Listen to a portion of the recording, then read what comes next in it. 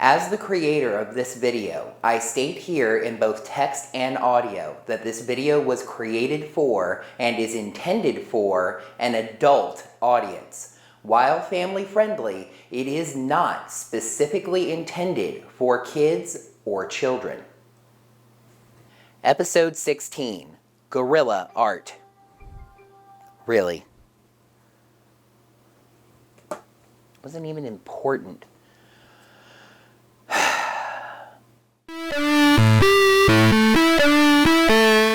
Hello there, heroes. I'm the Orange Ranger, and welcome to another Power Rangers Beast Morphers episode review. You might notice a very slight alteration to my reviewer's uniform and think that the professor is doing some more testing and adjusting, but that's not actually the case. I'm going to be straight up with you heroes this time. I just attended Ranger Stop 2019, and I'm doing some convention laundry. My convention experience was absolutely amazing, and you folks well know by now that a veritable mountain of content is coming from that experience. Well, maybe a moderately sized molehill. Wait, what was I talking about again? Anyway, Beast Morphers. A new episode aired on Saturday while we were all doing the convention thing, and amazingly enough, I was able to watch the episode live through bleary, sleep-deprived eyes. So, get your easel out and find those paintbrushes. It is time for Ravi's artistic side to come out yet again as I talk about the 16th episode of Beast Morphers, Guerrilla Art. It's nighttime at Grid Battle Force as Nate is leaving for the evening and runs into Ravi. Ravi says that he's come in to work on his saber, but secretly, really, he pulls out a painting kit and continues working on a painting of Roxy's pod. This is both very sweet and somewhat creepy. Ravi exposits that she is the only one that he has ever told about his art and about how his mom hates art and any distracting hobbies. Smash suddenly walks in saying that painting looks great. Ravi freaks out, he's shocked, and puts Smash into a programming mode, deleting the last couple of minutes of his memory and then rebooting him because nobody can know about his art. When Smash reboots, he says that he can't remember the last couple of minutes, and Ravi says he's probably just had a long day and should do something fun and relaxing as he leaves. When thinking of fun things he could do, Smash is suddenly overwhelmed with the urge to paint. He paints what I guess might be whiteout on the counter of a desk there, but wants some more room. The next day, it's daylight out when it was night before. I'm guessing he took some time to gather supplies. Ben and Betty are riding their tandem bike through a park when they see Smash painting a large mural on a wall, having drawn a crowd. They flip out, worried about Smash being seen outside of the base. As you might imagine I would say, this doesn't make any sense. The Rangers go around with steel all the time. Anyway, the two manage to clear the crowd with actually a very clever little, just testing out a robot, folks, that's it for today, nothing to see here, move along. They try to get Smash to stop painting and leave with them, but he won't, feeling inspired. Betty calls Commander Shaw and reports on the situation. The two of them feel like they have to get the paint cleaned up, though I'm not sure if that's a case of erasing the evidence or not wanting to get charged with graffiti. Ben lands on the idea of using a nearby fire hose to clean off the paint, and this will take us away from actually clever and likable, related to the plot Ben and Betty, straight on over to annoyingly stupid physical comedy Ben and Betty. The hose doesn't work, then it does, and they go rolling down the hill and fall in the lake. That's so funny.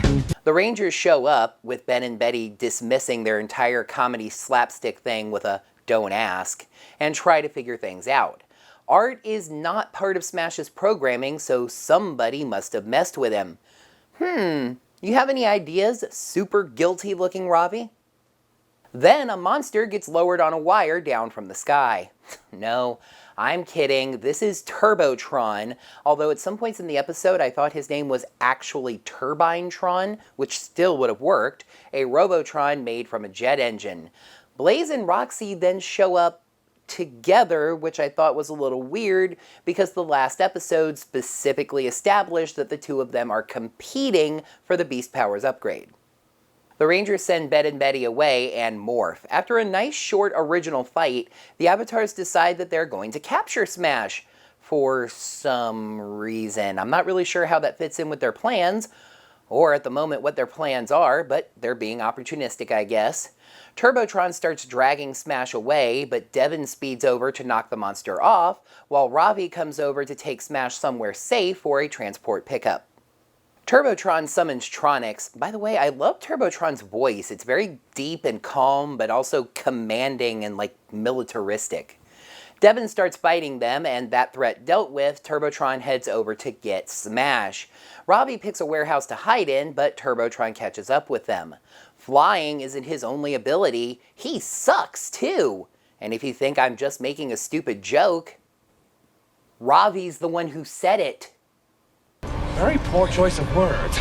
Ravi lands on the clever idea of pulling out his sword and jumping into the suction stream to attack, but Turbotron sees this coming and reverses the stream, threatening to blow him away. She's gone from suck to blow. What? Ravi grabs the very pavement itself, holding on. Turbotron activates Turbo Mode, blowing even harder. Listen, if you don't stop giggling, we're never going to get through this. Ravi's gorilla strength activates, but even with that, it looks like it's pretty tough for him to hold on. Suddenly, the airflow just stops. Why? Because Smash is standing in front of Ravi, protecting him from it. He's even taking light damage across his body from the force of the airstream. Ravi thanks Smash for always being there for him and shoots the fan, disabling it. He forms his Beast X cannon and finishes the thing off. Devin comes over saying they chased Blaze and Roxy off. I would have liked to have seen that, but anyway. They say that they should all get back to base, and with the timing of a television show, the transport jeeps arrive to take them back. Meanwhile, Scrozzle is working on the Beast Powers upgrade, which consists of taking the 3 Beast Power data chips and putting them into a holder, which shrinks. Anyway, suddenly in the distance, another robot appears, saying that they've finally managed to track Scrozzle down.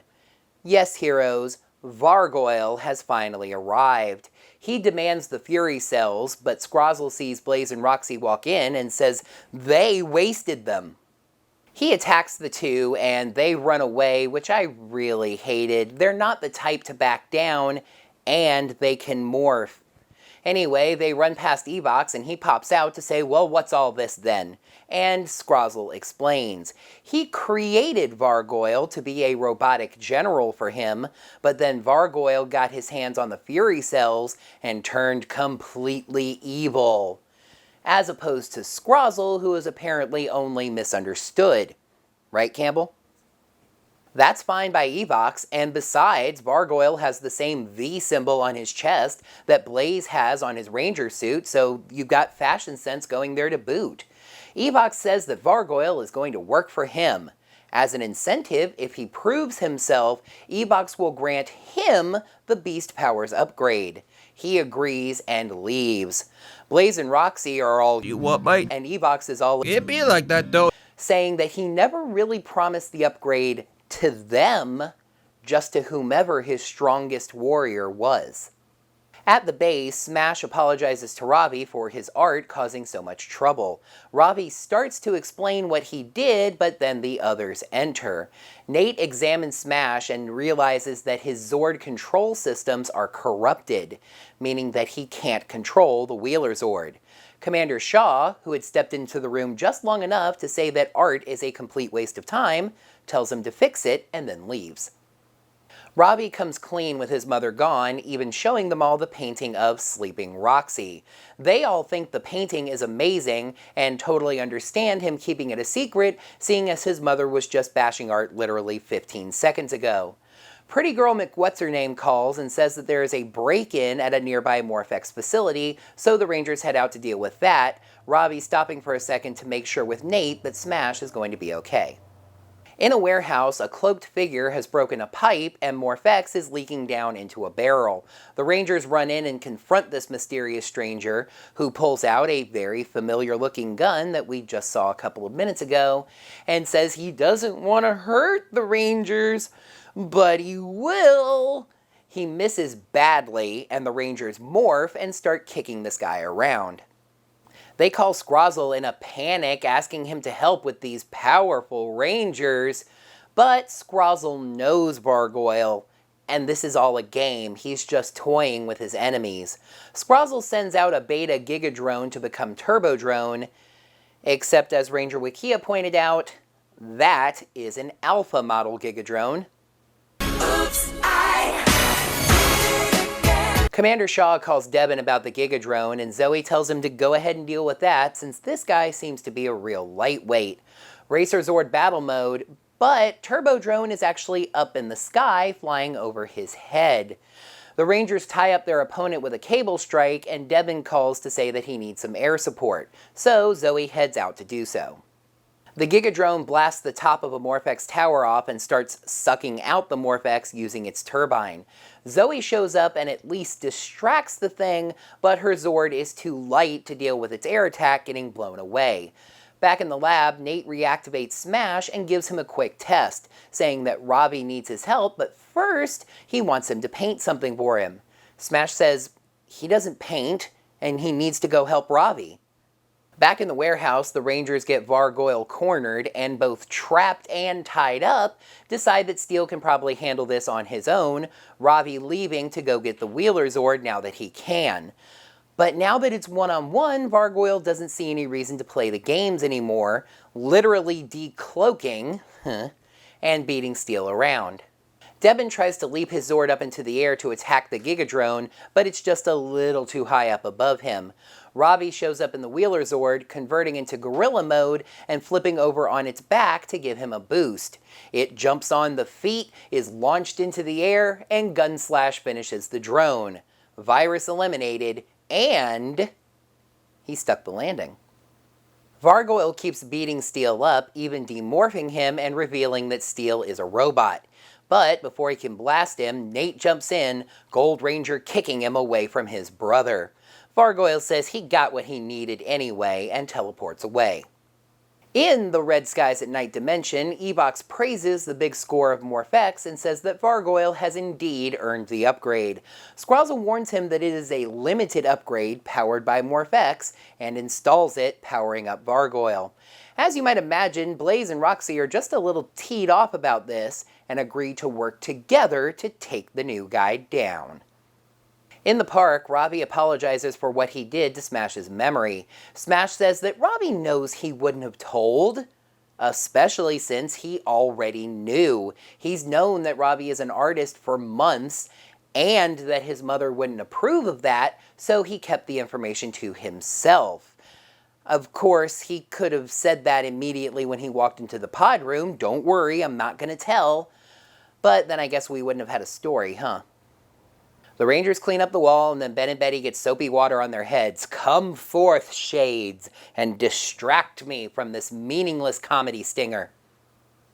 Episode 16, Guerrilla Art. Pros, development of the relationship between Ravi and Smash, Vargoyle is a fun and intimidating villain, and victories for the bad guys. Cons, the monster was kind of wasted potential, inconsistency with the Beast Bots, and towing the line of a meaningless moral. This is a slight step back, but again, not terrible. Guerrilla Art gets 3.5 shades out of 5. It's been a critique of past episodes that the writing seems to think that we should care about the Beast Bots more than we actually have reason to, that the Rangers see them as these best friends without establishing why. It may be coming very late in the season, but this is an episode that really helps to establish that trust and friendship between Ravi and Smash. Yes, Ravi betrayed Smash with the memory wipe, but the reasoning is understandable, and it helped reinforce that they are friends till the end. Vargoyle seems like a great new addition to the villains cast.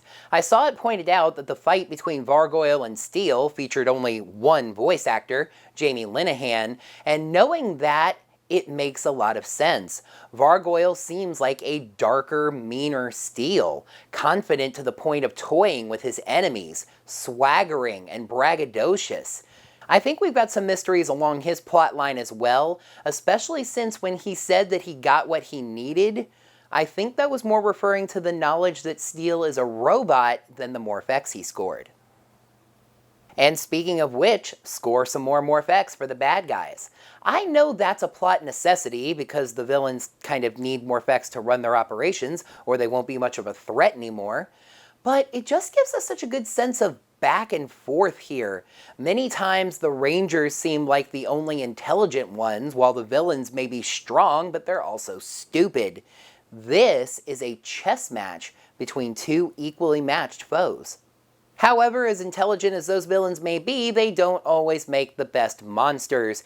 Turbotron really feels like kind of a waste. I loved his voice, his mannerisms, his abilities, but he's on screen for such a short time and serves no real purpose.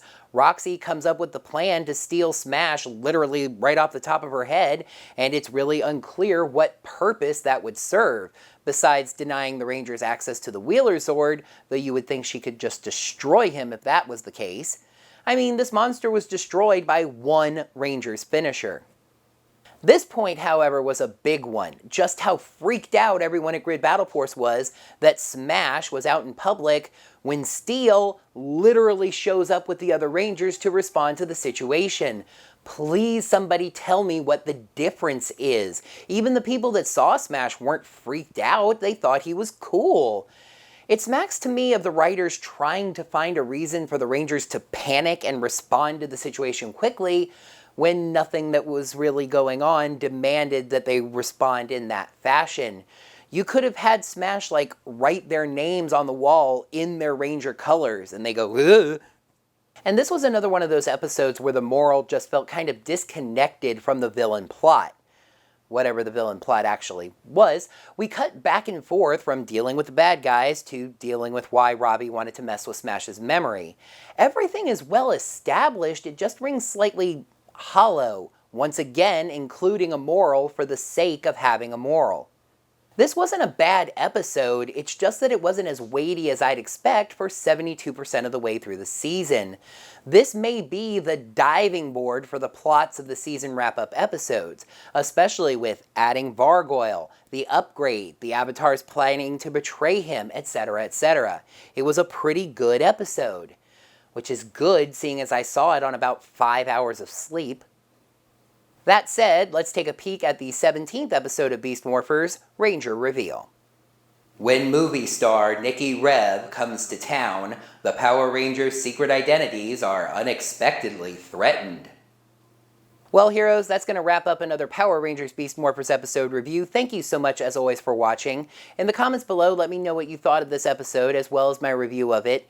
Do you agree with me that the 16th episode of the season should carry a little more weight than this, or did you find this episode okay? Let me know down in the comments below. While you're down there, make sure you smack that thumbs up button and let me know that you enjoyed this video. Make sure you're subscribed to my channel to see all of my videos and ring that bell. Get your notifications set up so you'll be notified of whenever I post any new videos, such as these Power Rangers Beast Morphers episode reviews. Here at the support section, I want to do things a little bit differently this time.